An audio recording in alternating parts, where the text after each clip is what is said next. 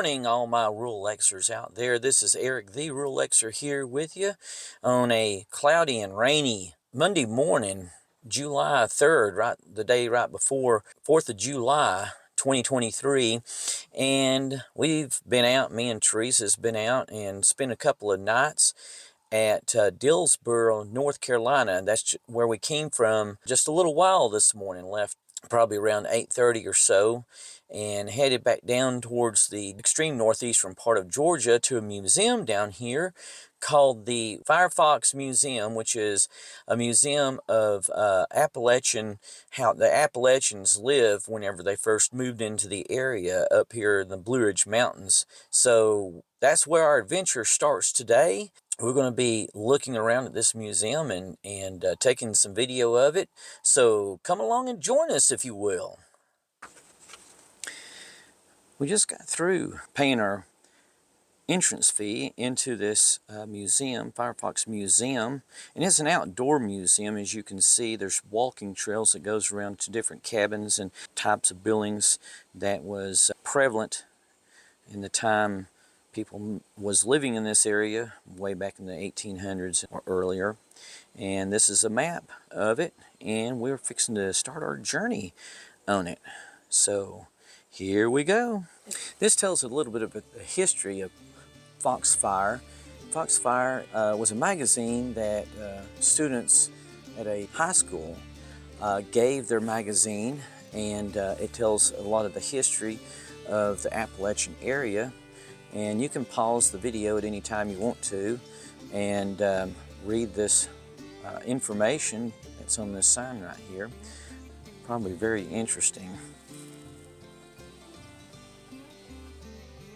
Some more placards along the walkway leading from the main building where you come in and buy your tickets at, telling more about the roots of mountain culture.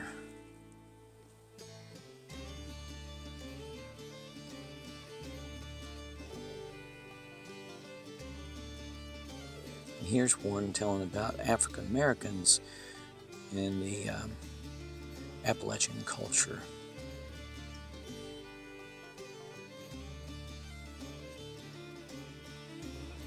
And other influences.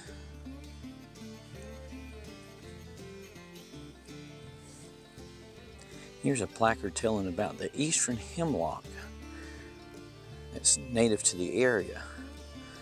This very tree right here. And as you can see, it grows very tall.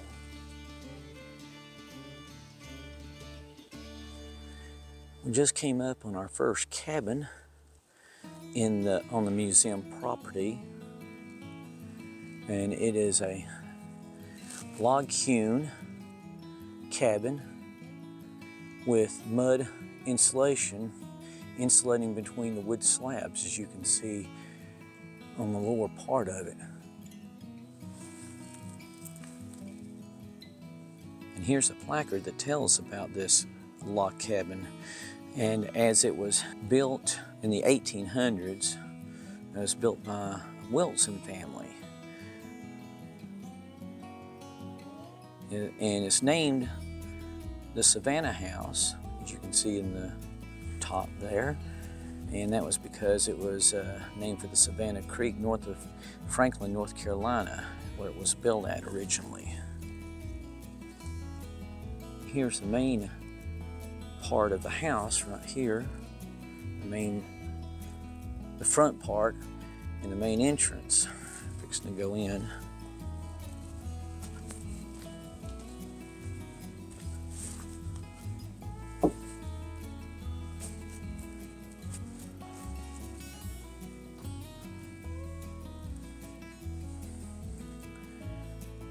Spinning wheel.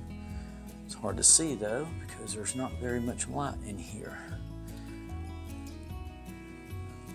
Only light in here is from a oil burning lantern. Of course, I'm sure it's not burning oil at this time. I'm sure it's probably an electric or battery operated bulb. Fireplace.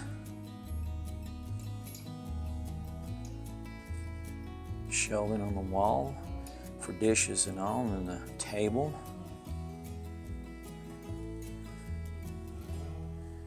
Bed. And looks like they weaved wool or cotton over here.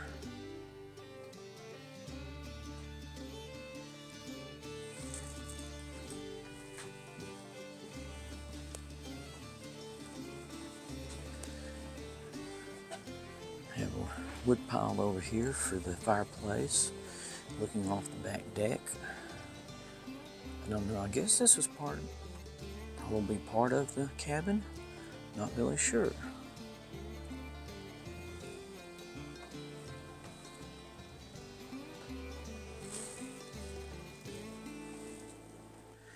And this is where, according to this placard, where they scalded hogs. So they actually had a hog scalding shed out here where they killed and scalded their own hogs.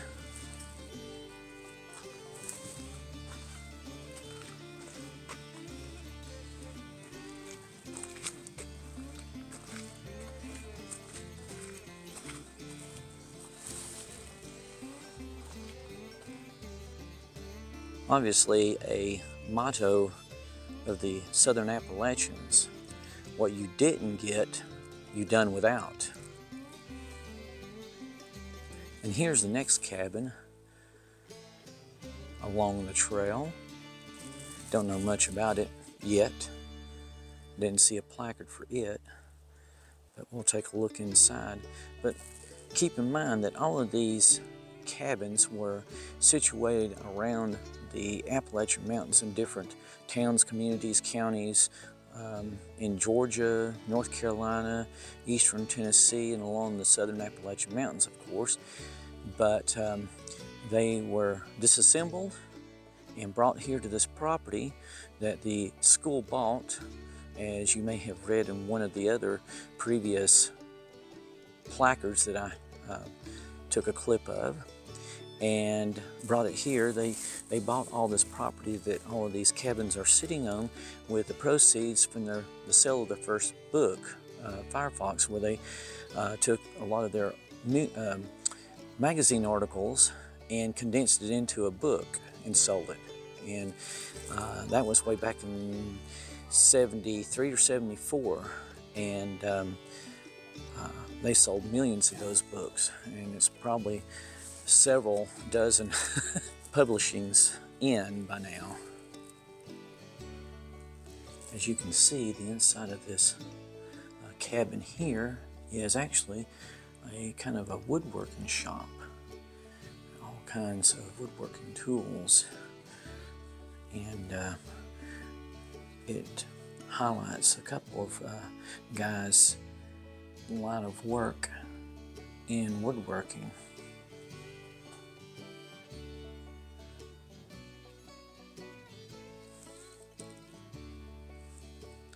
Like this Kenny Runyon, renowned for his craftsmanship. He was especially known for his unique chairs that were made from knotty wood of rhododendron or mountain ivy found throughout the mountains. While functional, his furniture is also valued as folk art.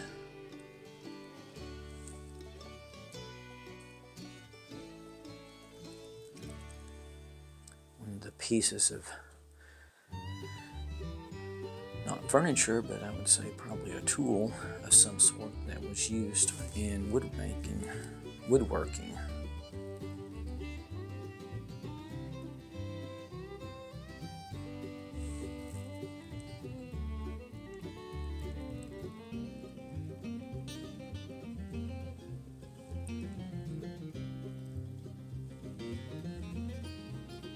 See all kinds of buckets and molds that these highly skilled wood craftsmen made using very primitive tools here in the Appalachians. Here's a picture of some of the students. Looks like probably from the early 70s. Looking and watching one of these craftsmen make wood products.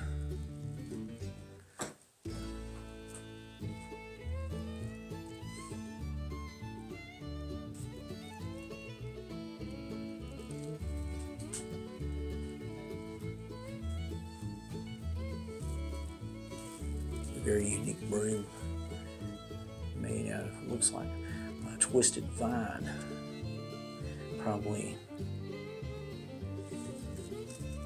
kudzu or something, or rhododendron.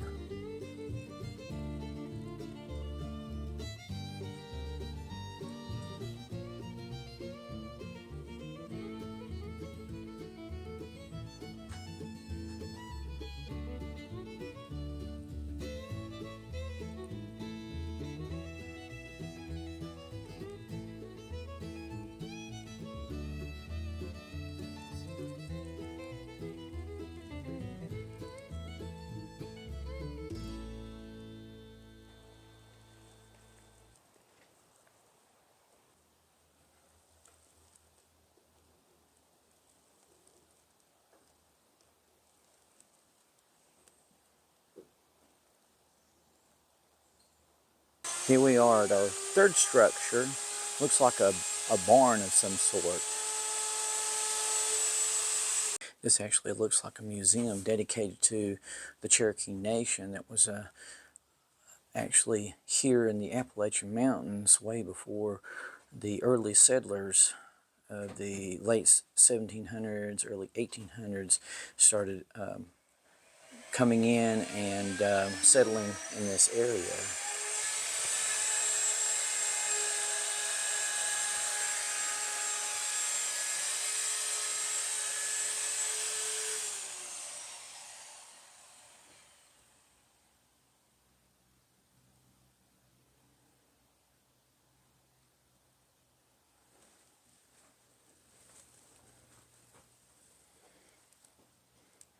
And this plaque tells about the mounting tensions in Georgia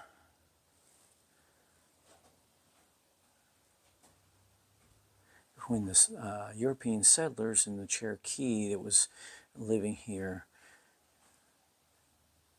in this area. And these placards go on telling about the Cherokee resistance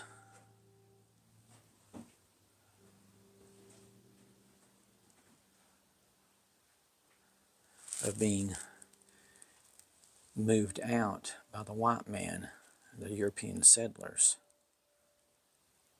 This tells about the discovery of gold in the North Georgia area, specifically in the Dahlonega area, and how it affected the relationships between the native Cherokees and the European settlers in the area.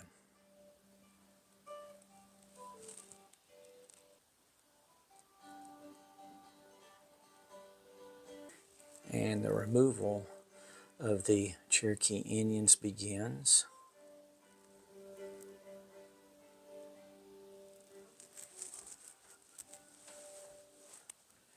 And then the famous, or infamous I should say, Trail of Tears that led from the south where the Cherokee Nation was at all the way out to Oklahoma, where they resettled the Cherokee Indians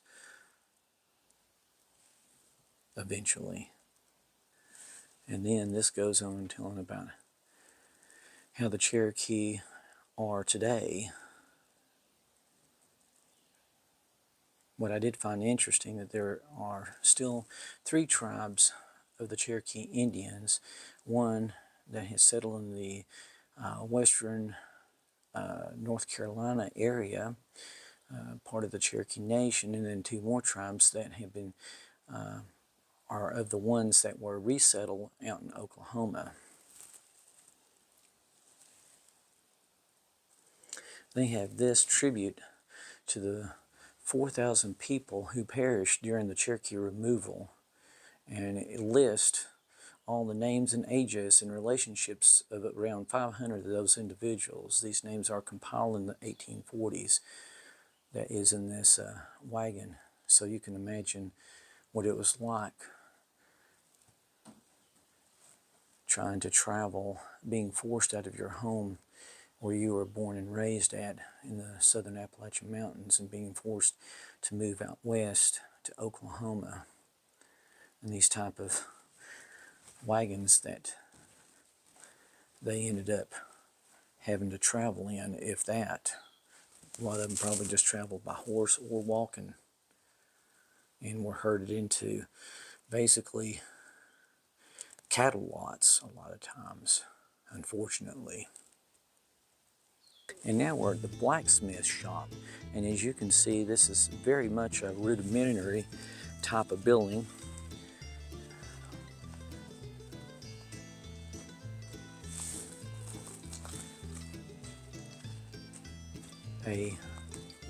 Very much a log hewn cabin with mud packed between the logs.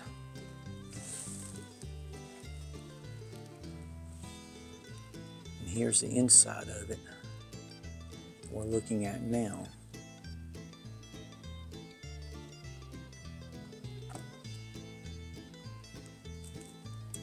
And that was probably the furnace where they heated up the metal to be able to bend it and shape it the way they wanted to. This placard tells of the building of the museum.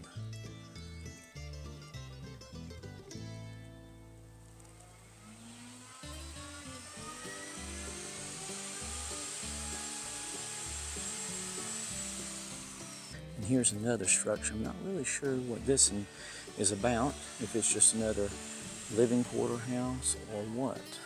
We'll explore it and find out. All right, this is the Moore House, built by Arthur S. Moore in what is now Clay County, North Carolina. The house consisted of 3 separate rooms that were joined by dog trots. Dog trot is an open walkway joining 2 rooms of the house. Dog trots made things more comfortable in the summer months because the airflow between and above the rooms helped to keep the rooms cool, and the separation of the rooms kept the heat of the cooking fires away from the living area. At this cabin's original location, the smaller fireplace was on the east end of the house, and the west end had the larger fireplace and a cellar underneath. Relocated to Foxfire in 1975, the cabin stands almost exactly as it was originally built. And here is what I would assume is a mule or ox yoke. Excuse me. And here they have more displays of wood products that was built by some of the craftsmen in the area.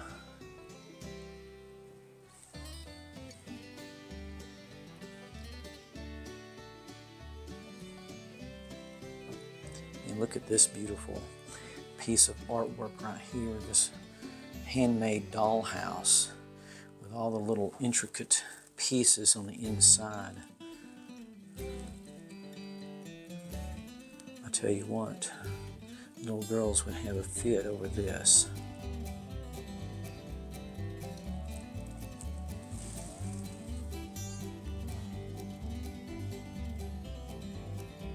That is just too cute.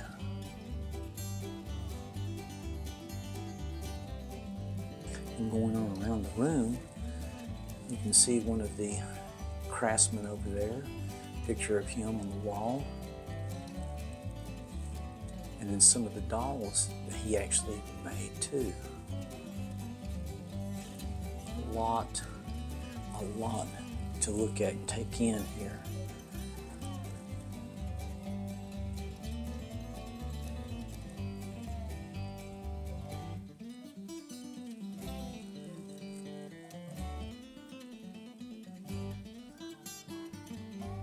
And here's that separation that description placard was talking about.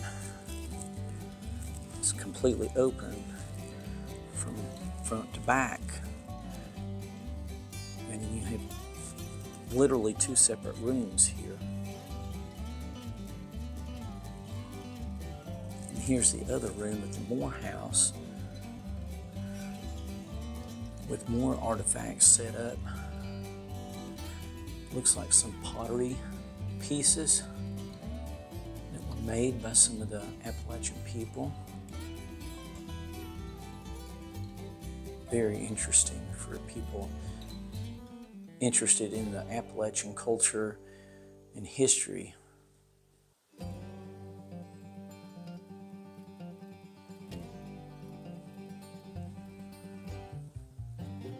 Yes, so far I have really enjoyed this. It gives you a very good glimpse into what kind of places Appalachian people would live in and some of their skills that they had as Appalachian people. Skills that they developed sometimes in need, not as an art form, but more as a necessity. We were coming out the door and about to leave the Moore house and noticed some of these pieces that were sitting off to the side, the end over here, which was very interesting. Looks like a churn right there, and maybe a sled, probably, that was used for as a snow sled by kids, and some sort of a device here. I don't know exactly what it was. I'm sure someone probably out there knows exactly what that was. If you do, leave it in the comments. But all of this stuff is very interesting. This placard tells about the mountain climate, specifically here in Rabun County, where this museum is at. This Foxfire Museum is at, and tells about the living conditions in Rabun County and the extreme northeast Georgia area, which is not very far from North Carolina. And here we have the Ingram mule barn, as the placard says there on the side of the entrance to it. There's one side of the mule barn.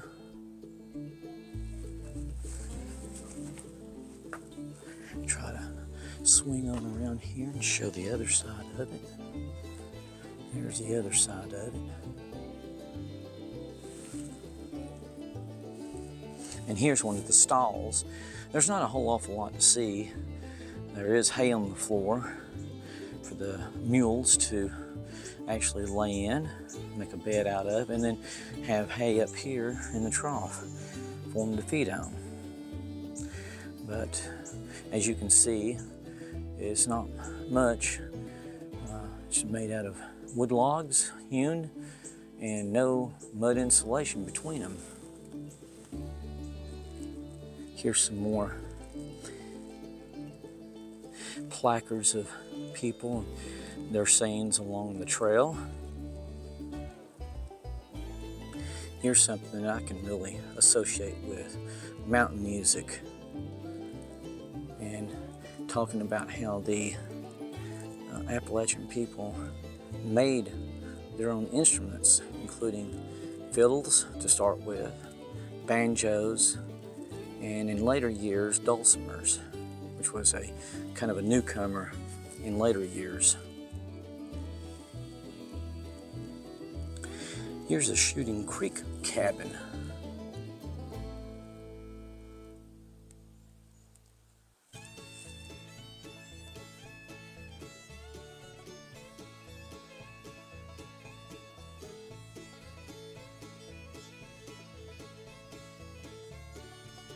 Oh my goodness. Teresa was telling me about this right here. This is a little playhouse, church playhouse with a real bell up on top. And I think you can actually ring it if I'm not badly mistaken. I think they told us down there that you could actually go in and ring the bell if you wanted to. We'll look and see. And here's the inside of the church. And as you can see, it's got a pulpit on one side, over there, right there. And then you got a desk on the other, which represents back in the day, they used the church the community church for multiple things. They used it during the week for school and taught K through 12 school in there. And then on the weekends, on Sundays, they would have church, which was very typical of the Appalachian community, the Southern Blue Ridge and Appalachian Mountains. Here's a better view from the side, but this is definitely not a full-size church. This is very small, almost, well, it is a playhouse for children.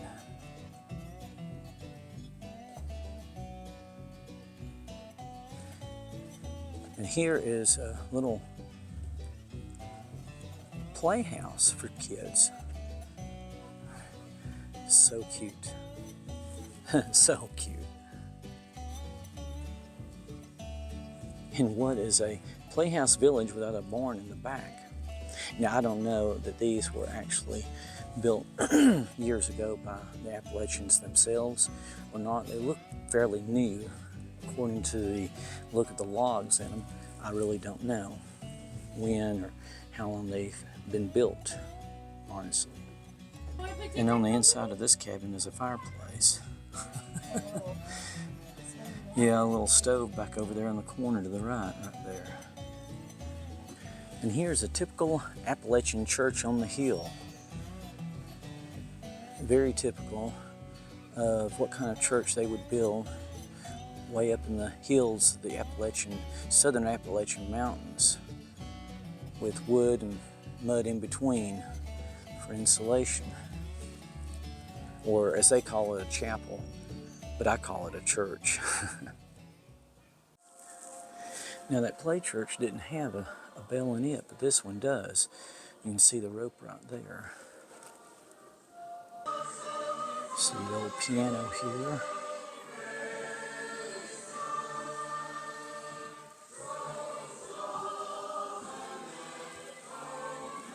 Some pictures and stuff showing the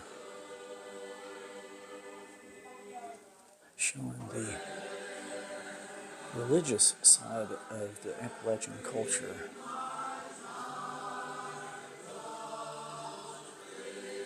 A little dollhouse church, potbelly stove.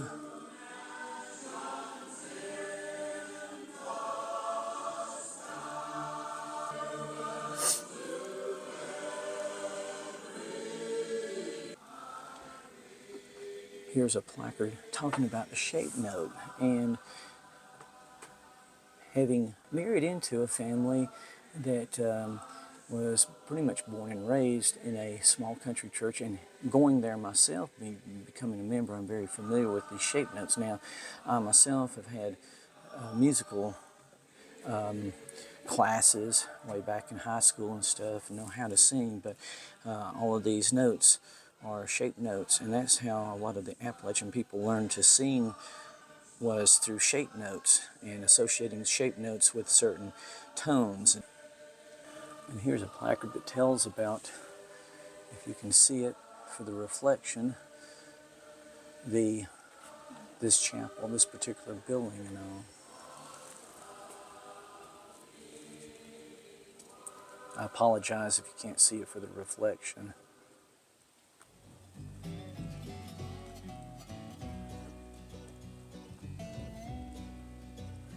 See these signs all along the trail here at this Foxfire Museum.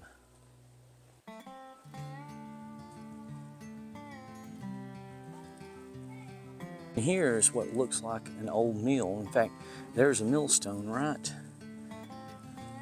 there. And I'll get a close-up of that plaque right there, that bronze plaque on it. Millard Buchanan, 1922 to 1969, construction foreman. Through his hard work and dedication, this center was built. That's an actual tribute to someone, honoring someone who helped build this whole museum, along with the kids from the high school who started Foxfire. Here's another millstone here. but it looks like it's pretty wore out. The grooves are gone in it. Looks like it hasn't been used in quite a long time. This is the Bell Grist Mill. That's what this is. Thought it was some sort of a mill. Built in the late 1920s by C.B. Bell near Coweta, North Carolina, or Coweta, I'm not sure which, I think we call it Coweta. The mill originally had all wooden works except for the grinding stones. It was originally located at the bottom of Aunt Aries' driveway and was moved to Foxfire Center in 1972, where it was reconstructed into working condition.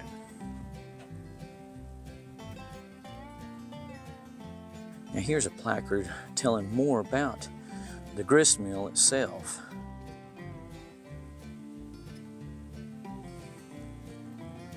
This is a very small mill in comparison to a lot of the mills around the area that I have seen. As you can see, they've got a lot of the working parts of the mill, the different cogs and things that was used with the mill. And here's the main part of it right here.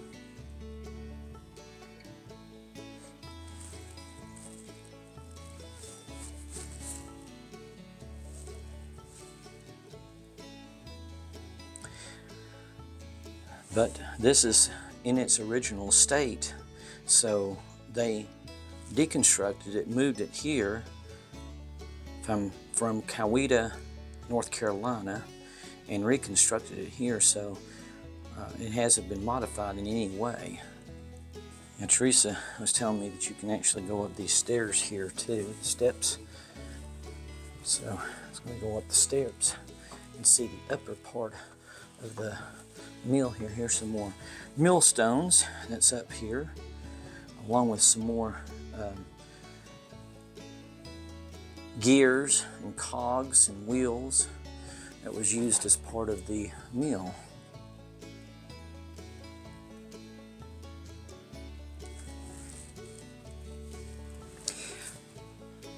Now here's another structure that I didn't see on the way up to the grist mill. It's called a root cellar, and I was told by Teresa that it was used for refrigeration for vegetables. So I guess back in the day, before refrigerators and stuff like that was prevalent, they would use a root cellar to store vegetables in to keep them longer. And as I was saying before, the root cellar was used prior to refrigeration to preserve foods.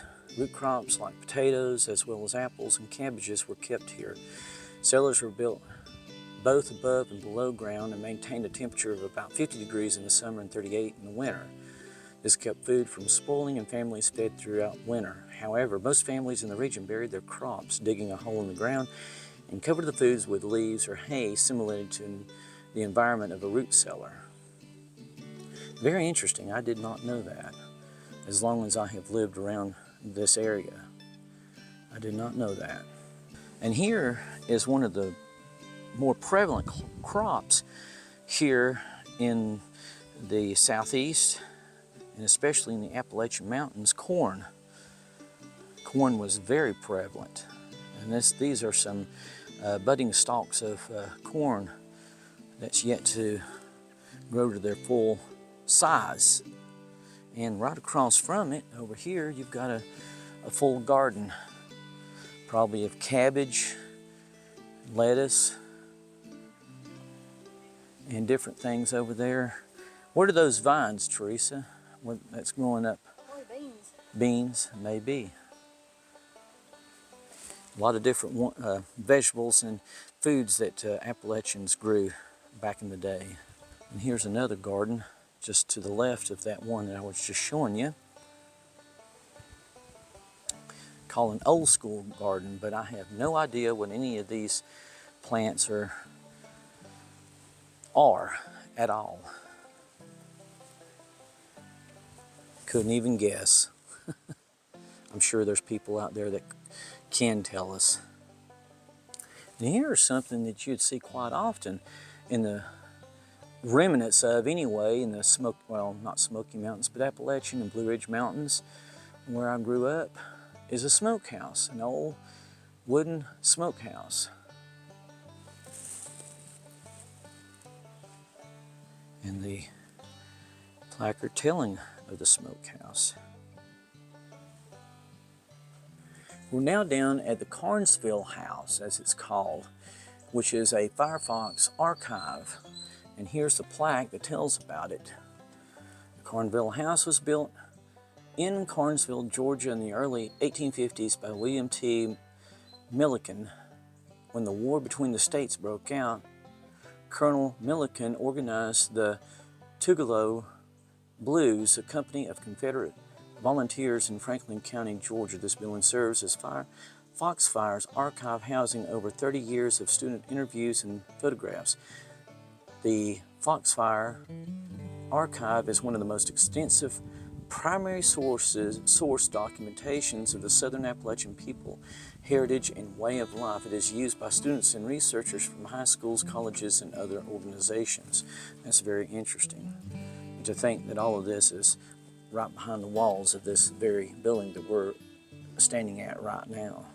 There's actually a couple of the first interviews that was done by Foxfire students of people, and these are audio recordings of people in the area, and they have preserved them in this building, but you can actually listen to a couple of them, some of the first ones, by pressing these buttons. Now, we listened to one. It was very interesting, but after listening to it, I decided not to record the whole thing because it's fairly long. It's about 5 minutes, and there's a lot of long pauses because it sounded like it was done by an older gentleman.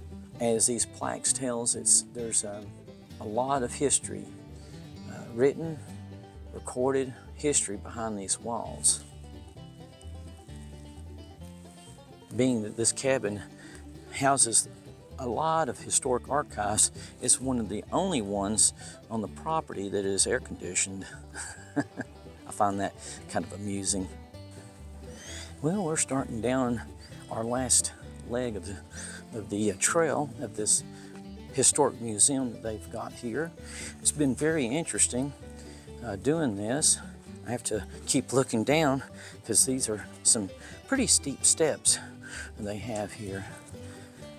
Yeah, these are some pretty steep steps, but this has been a very interesting museum to visit. I would highly recommend it for anybody who is interested in Appalachian Mountain history, culture, living conditions of what the Appalachian people lived in the mountains and all. Here's another placard.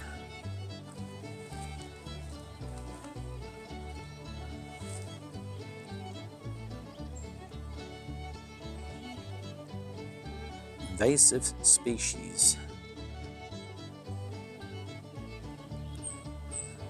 Been a lot of invasive species in the Appalachian Mountains that has destroyed not only probably crops but trees over the years.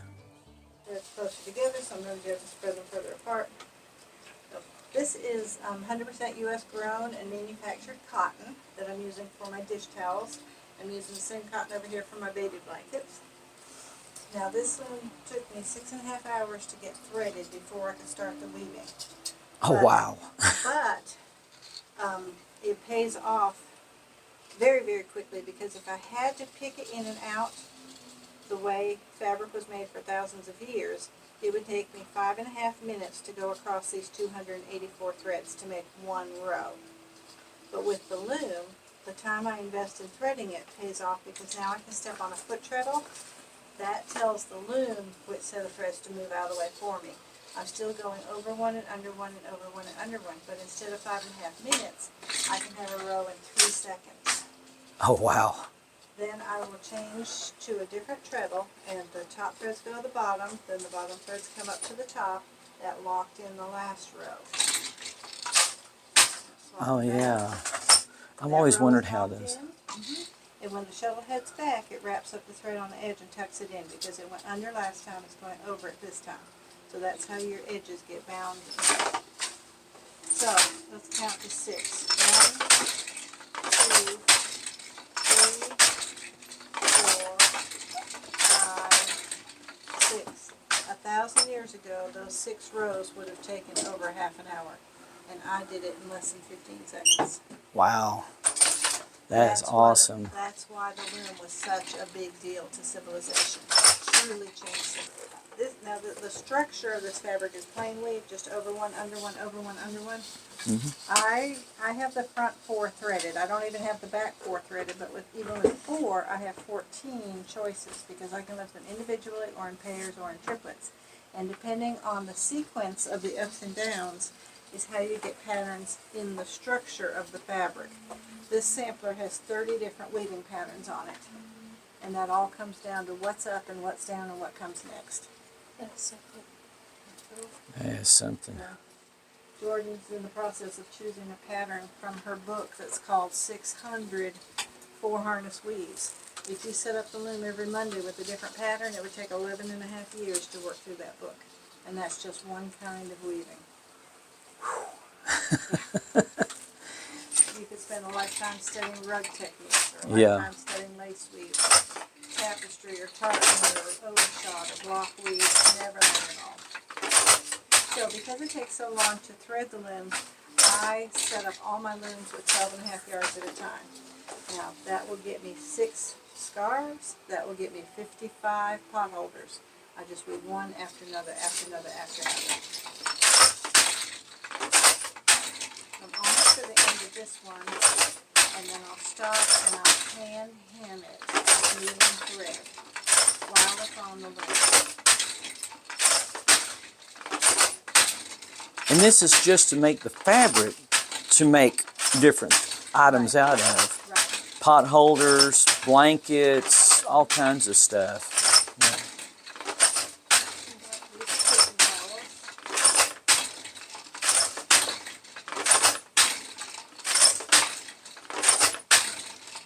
This is my template to know how far to weave so that they all come out the same length to each other. About another inch studio space. Jordan's working on her next project, and then the other gal has all of her work in that next room where the lady went, and you're welcome to go in there and see her work. Okay. She does 3 different kinds of loom weaving. She does floor loom weaving, she does ankle band weaving, and rigid kettle weaving. But when she's here, she's usually working on her needle felting, these little critters. Or needle felting.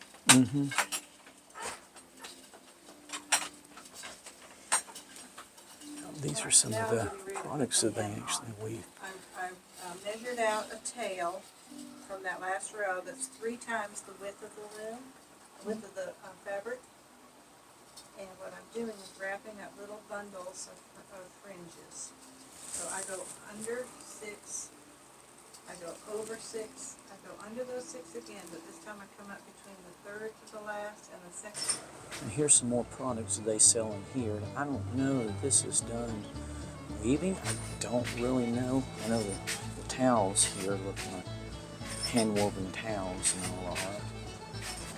And there's like little keychains, it looks like. They have all kinds of little things here, and then I'm not really sure what all this is.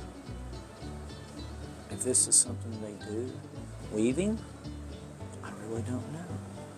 Maybe this is just stuff that they make out of yarn. It looks like stuff that was items that are made out of yarn, not actually weaving, but just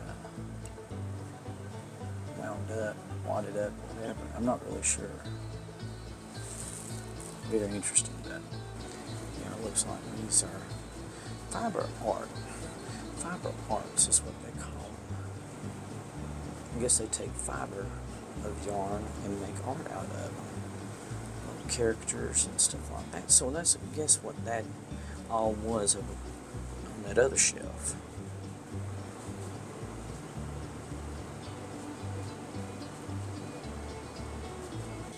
Here's a shoe artisan here. He makes his own guitars, banjos, mandolins, whatever you want to call it. And he is very talented. Not only can he make them, but he can also play them and play very well. We've been hearing some of that in the background, coming up the hill and coming back down, and enjoy all of his music that he's been playing. Mountain Man Music in 3.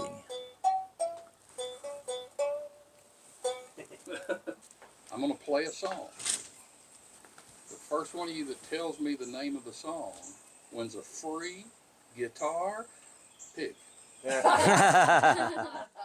right, you ready?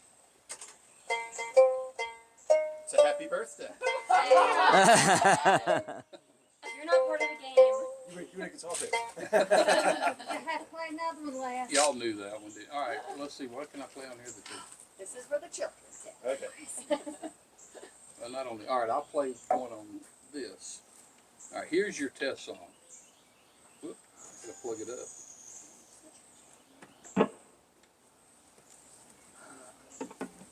Did that gentleman that had bought his that lost it ever find his? I don't know. I think so. I think somebody got it for him. All right, you ready?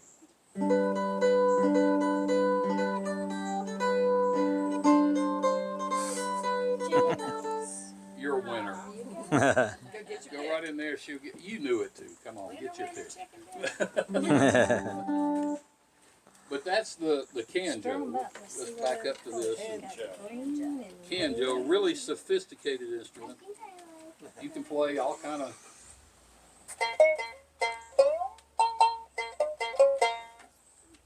Got one string under that certified mountain canjo string. Zebco fishing line. But those I build, and a lot of times I have parts up here, and let people build their own. You know, I used to say let kids build their own, but I have as many adults build them as I do kids. Now this is a cigar box dulcimer. It's based on the dulcimer, the only instrument that actually came out of Appalachia. Now traditional, I build those too, is the lap dulcimer, and they play them, you know, play it. But I'm a guitar player, so I started building them where you could play them up like a guitar. But the fun thing about them is anybody can play a dulcimer and look like a genius on them, like you've been studying your whole life. So you take one of these home, and the first night you call your friends over and say, I wrote a little song. It goes something like this, and then you just put your finger on the top or the bottom string. It doesn't matter which. And while you're strumming, just slide your finger around.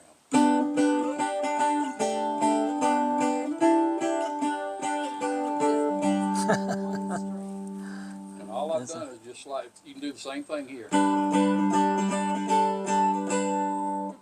Now, we've all got that one friend, though, that would probably say, hey, wait a minute, all you're doing is sliding your finger on that string.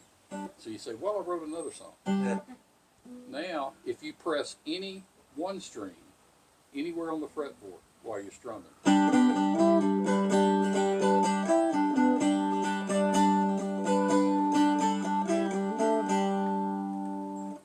so you can just impress them with all your music writing skills.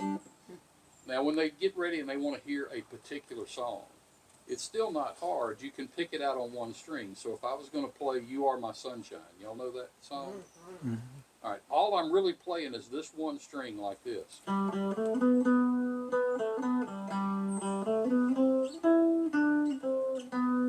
But while I'm doing that, I go ahead and strum all three strings.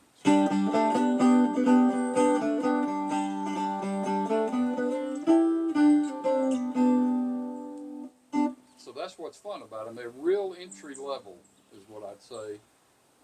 You got to learn on any stringed instrument how to be on your fingertips, and you got to learn some strumming. But while you're doing it on one of these, as opposed to a guitar, put your finger down anywhere and go.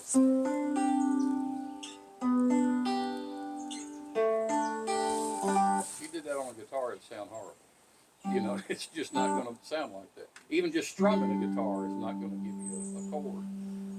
The one other thing you can do with a dulcimer that's kind of fun, if you've got a friend or somebody that plays guitar and you want to play along with them, if they know, if they've got the chords to the song that they're doing, you can work it out real easy. Now this particular one has to be tuned G, some of them are tuned C and all, but the theory still works the same way. If I strum this one open, that's a G chord. So the next note up the scale is an A, B, C, D.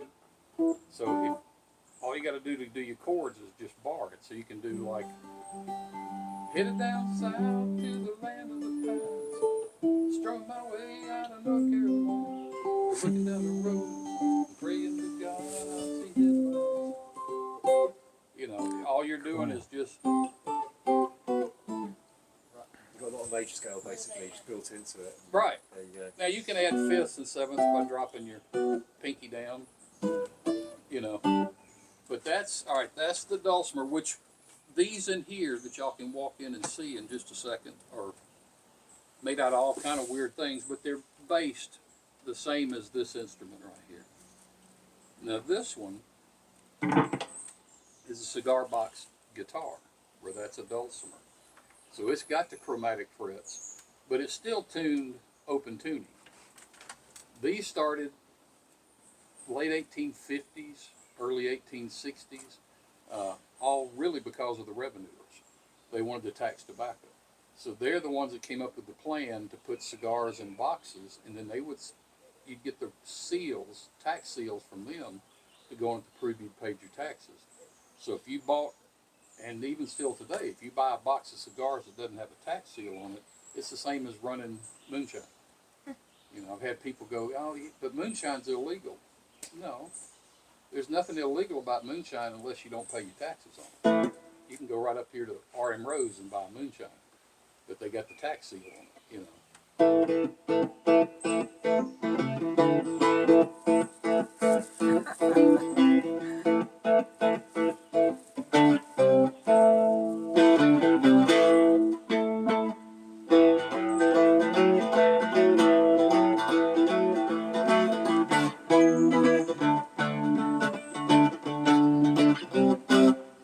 So that's the basic 3-string cigar box guitar. I make 4-string, 6-string, but this is just an easy one to play. Not as easy as this, but to get all kind of.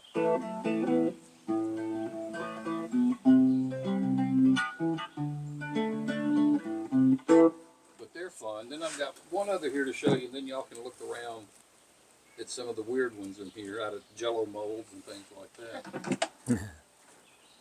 This I started making out of self-defense because people would come in and see these and go, oh, they're like ukuleles. And I'd go, well, no, they're not at all. So I built a ukulele out of a cigar box. They have chromatic frets, diatonic, nylon strings, steel strings, and they give you that sound.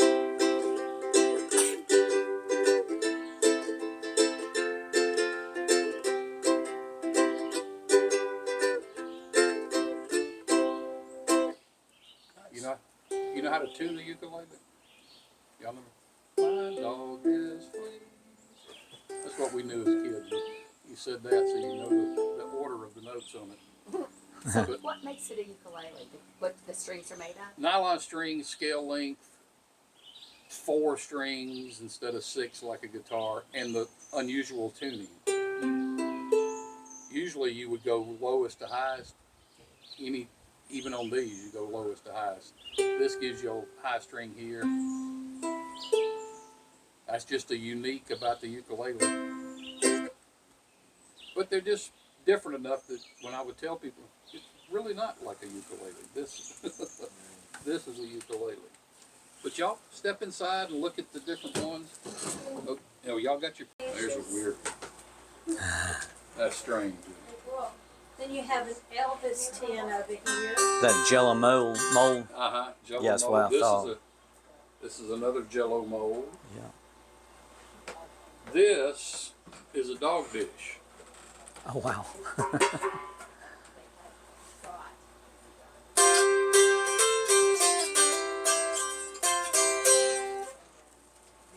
Just a dog bowl. Yeah. But you can make them out of just about anything. That's part of the fun, you know, is finding the different stuff to make them out of. Oh, Is that why the dulcimer was started pretty much in the Appalachians? They kind of made it out of anything. well, they made it out. I mean, they made wood. Then they went to the fancy bent woods. They had luthiers that would do it, but they just came up with something My theory is they came up with something Grandma could sit on the porch and play really simply, you know, and you could make pretty music and you didn't have to go to 3 years of music school. Right. That's on about a 1969 Elvis candy tin. Oh, wow. Russell Stover.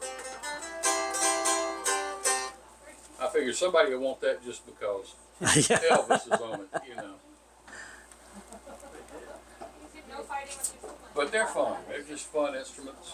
That's a silver-plated serving dish. This one is too. Oh, lovely. It's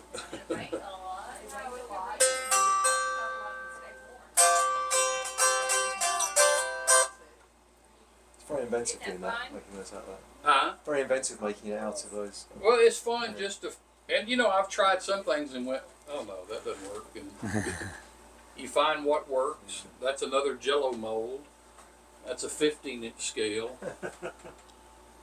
Now, is it the one there next to it, the Harley Davidson, is that a cigar? That's a cigar box. That's what I thought. And then it's just got Let's go see. a little tin. Thanks for your throw. All right, thank you so Cheers. much. Appreciate it. Got a little tin Harley Davidson thing. Just to, It was more of a plain box. it was a plain box, so I just found some of these, you know, to put on there. Oh, okay, I got you. So, Ooh. Boy, it's out of tune. I could even hear that one.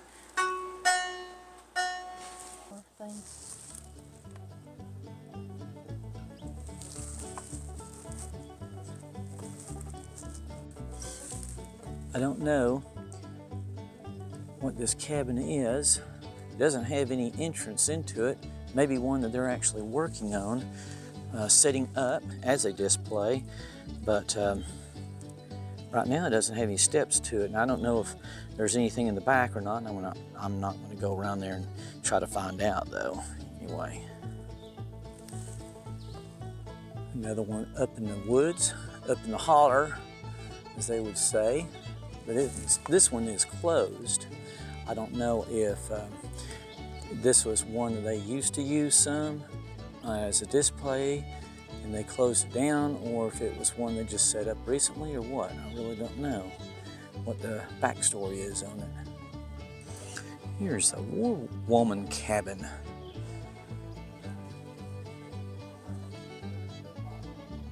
This cabin represents a 1930s to 1970s home, like how many of our contacts lived during this time. Mountain homes changed very little. Many families still cooked on wood stove and didn't have indoor plumbing.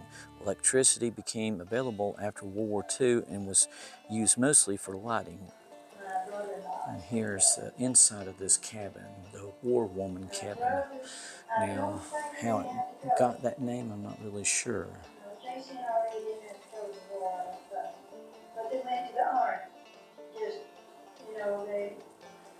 And that recording is triggered whenever you enter, and Teresa has already been in here and triggered it, so that's why it's playing right now. And this plaque tells of quilting and community.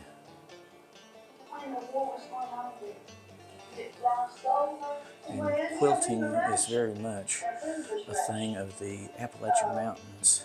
We would get together and have quilting parties and make quilts together. There's a little loom over there, a very small loom, and then a sewing machine over here.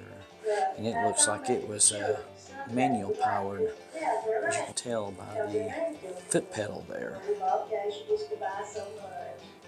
And over here you have the cooking stove, an iron cooking stove that they would actually cook on back then.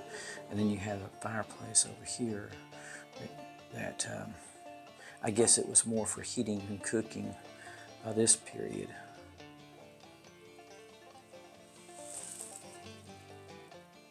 This is talking about the folk medicine. Folk medicine.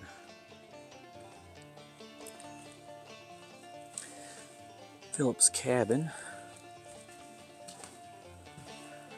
Another cabin. It even smells like they've been burning a fire in here, actually. There's another stove over there. And this looks like a fairly new table here. I wonder if this may be where they do woodworking. Maybe they have someone come in and show woodworking in here, possibly. It almost looks like some sort of a little shop, possibly. Don't really know. No information as to what it's used for. Can only guess. An old slab barn, looking more like what you would see these days, if there's any of them left. You'd see them out in pastures and all. Quite reminiscent of what you would see these days. Well, here we are at the Muffet Barn. And this looks like a little museum in here.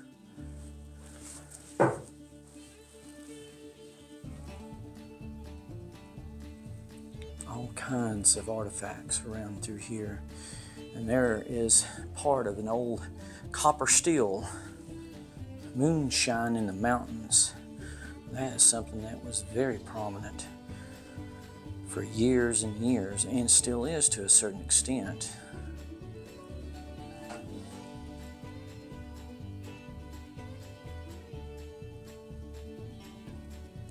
And there's a diagram of the parts of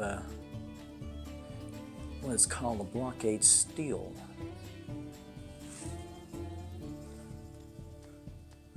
Quite a few parts.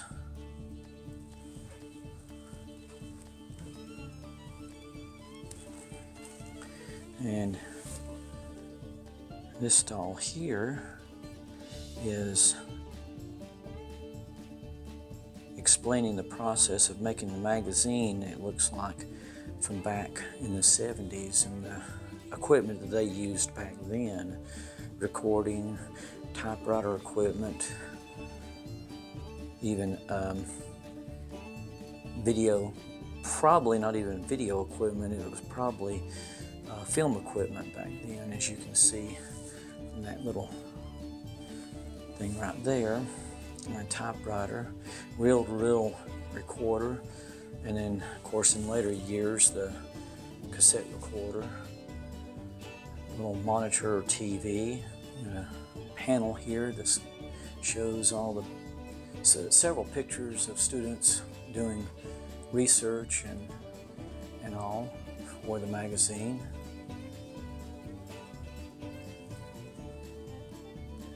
And students actually out interviewing people from the Appalachian Mountains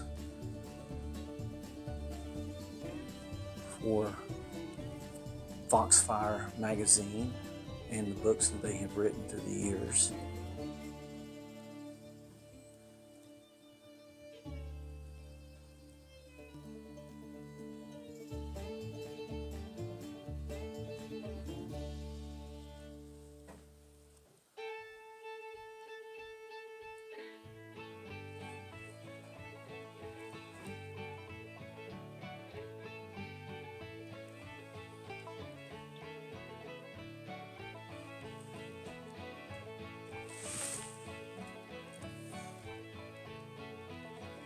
This looks like a board of the history of Foxfire, how it started, and the timeline of Foxfire, the magazine.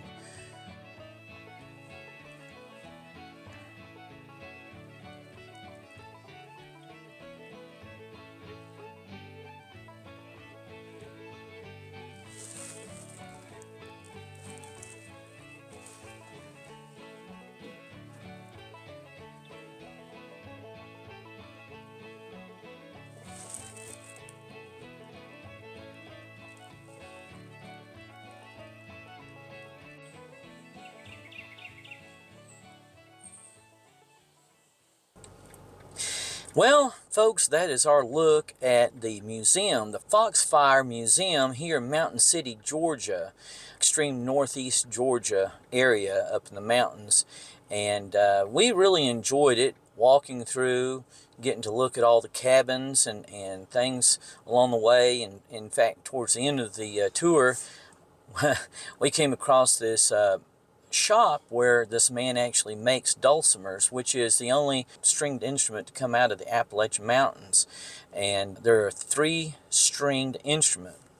And they're supposed to be extremely easy to play, but I tried to play it. I sure couldn't play it. Now, my son could, so we ended up buying one for him and my daughter. They were only 125 bucks a piece, which isn't that bad at all.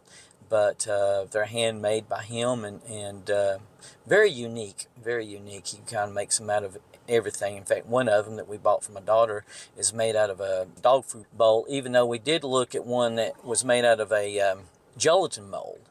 They actually had one that was made out of a star-shaped gelatin mold, and then the normal gelatin mold that you would see as well.